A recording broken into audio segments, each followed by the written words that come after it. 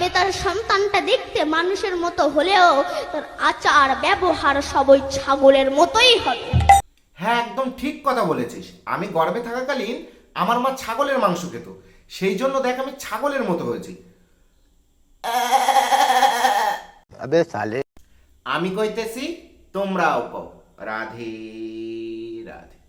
राधे राधे। পোতপাকা বর্তমানে সোশ্যাল মিডিয়ায় ভালো কন্টেন্টের অভাব থাকলেও পোতপাকা কন্টেন্টের অভাব নেই। কেউ বাংলা মদের চা করে পোতপাকার পরিচয় দিচ্ছে, আবার কেউ গোলাপ ফুলের পকোড়া করে পোতপাকার পরিচয় দিচ্ছে। কিন্তু বর্তমানে এদের সবাইকে ছাপিয়ে গেছে এই মামুনি। বেসিক্যালি এই মামুনি কৃষ্ণ নামের অস্ত্র বানিয়ে ভাট বকে। তো চলো কানে হেডফোনটা লাগিয়ে নাও, আজকে এই মামুনির ভাট বকা কথাগুলোকে একটু আমার স্টাইলে হালকা লবণ লঙ্কা ও লেবু পাতা দিয়ে চটকে তেতো করে দেবো।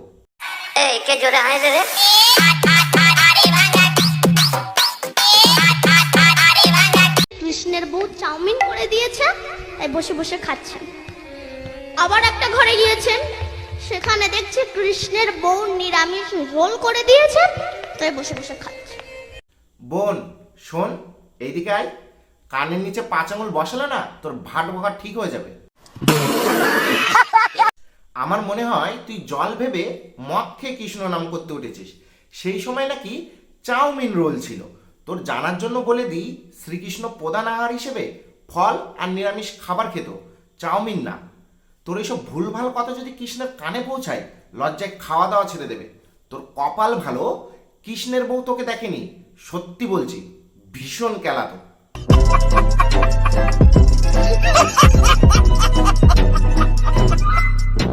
नेक्स्ट। পেটের ভিতরে আগুন জ্বলে, এটা বিশ্বাস করেন তো মা? হ্যাঁ, এই তো অল্প অল্প ঠান্ডা পড়েছে, আর কিছুদিন পরে খুব ঠান্ডা পড়বে, সে সময় ফু দেবেন, দেখবেন মুখ থেকে ধোঁয়া বের হয়। তাহলে পেটে আগুনটা জ্বলছে বলেই ধোঁয়া বের হয়। জানি না তুই কোন সস্তার গাঁজা খেয়ে এসে এই সব ভুলভাল বকিস।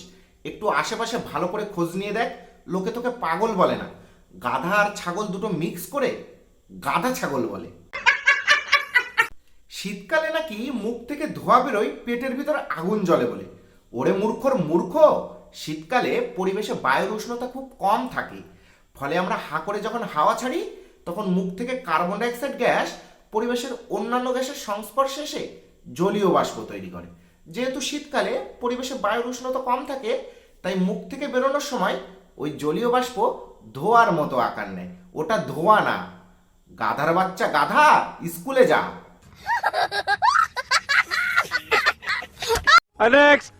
গর্ভে সন্তান থাকা অবস্থায় মা যদি ফেসবুক ঘাটে, সন্তানও ফেসবুক ঘাটবে।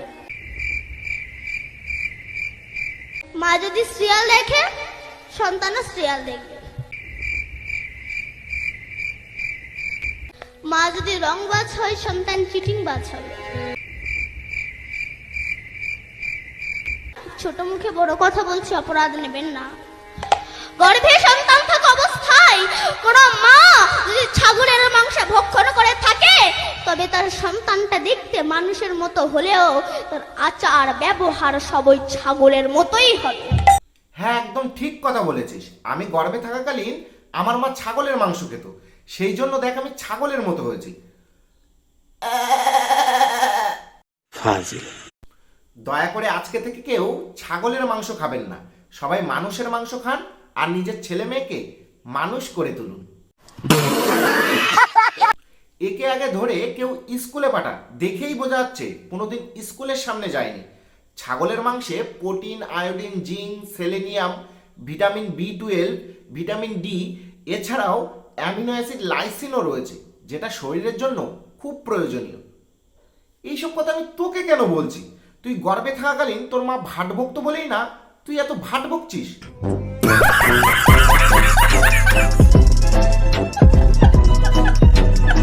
नेक्स्ट। ফুল দেখতে ভালো, গন্ধ ভালো, ওটাকে নাকে দিয়ে শুকবেন। ওই নিঃশ্বাসের মাধ্যমে কিন্তু ফুলের ভিতরে যে পোকা আছে, ওই পোকা নাকের ভিতরে ঢুকে যাবে।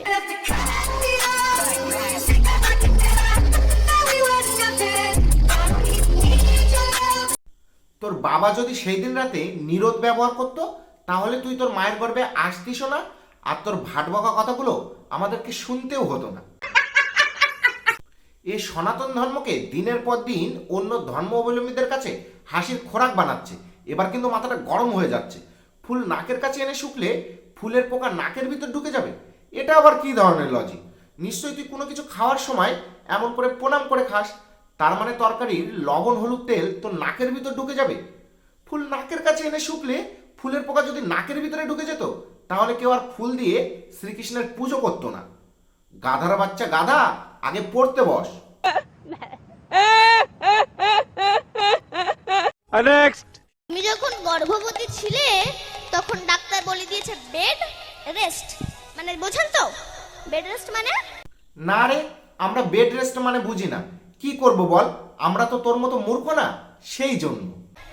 বেড রেস্টে আছেন, এখন ভীষণ বড় এক টিভি দেখছেন আর কষা মাংস ছিঁড়ে ছিঁড়ে খাচ্ছেন, আর নাইটিটা খুলে স্বামীকে দিয়ে বলছেন একটু ধুয়ে দাও না গো। তো তোমার পেটে কি যন্ত্র জন্মাবে? দেখ, তোকে আমি একটা কথা বলছি, ডাক্তার যেহেতু বলেই দিয়েছে বেড রেস্ট, তাহলে নিজের অর্ধাঙ্গিনীর একটা শাড়ি কিংবা নাইটি ধুয়ে দেওয়া এমন কোনো অপরাধ না। স্বয়ং শ্রীকৃষ্ণ আর মহাদেবও তাদের অর্ধাঙ্গিনীর কাছে হাত জোর করে প্রণাম করেছিল। ছোট্ট একটা ইস্যুকে টেনে বড় করার কিছু নেই। লোকে তোকে দেখে কি বলে জানিস? আমার মতো মূর্খ জগতে আর নাই। তো আজকের ভিডিও এই পর্যন্তই, দেখা হচ্ছে পরের ভিডিওতে। আর হ্যাঁ, তলায় যে সাবস্ক্রাইব বোতামটা দেখছো, তাতে চাউমিন ছুঁড়ে মারবে নাকি রোল ছুঁড়ে মারবে আমি জানি না, শুধু যেন ক্লিক হয়ে যায়। বাই ভাই, তাড়াতাড়ি এক বালতি জল নিয়ে আয়, মুখ থেকে ধোঁয়া বেরোচ্ছে, মনে হয় পেটের ভিতরে আগুন ধরে গেছে।